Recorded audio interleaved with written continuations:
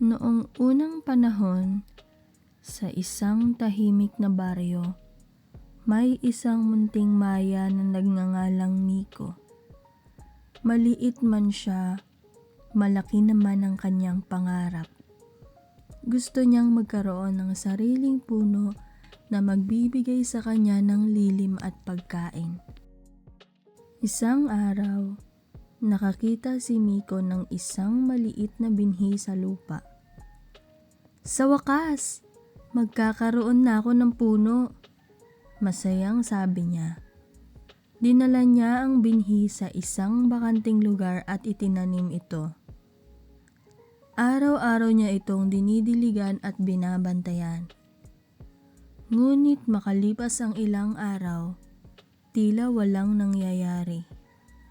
Walang usbong, walang dahon. Nainip si Miko.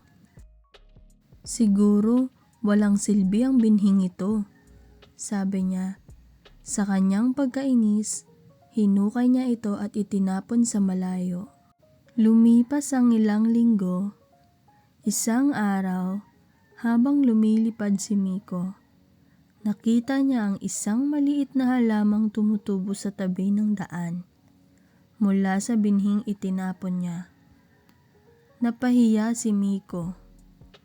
Napagtanto niyang kung naging matyaga lamang siya, baka ngayon ay may sarili na siyang punong lilim. Mula noon, natuto si Miko na maghintay at magtiwala sa tamang panahon.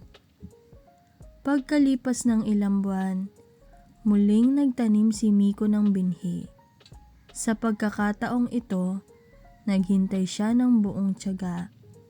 At sa wakas, tumubo ang isang matibay at luntiang puno na naging tahanan niya. Aral ng kwento.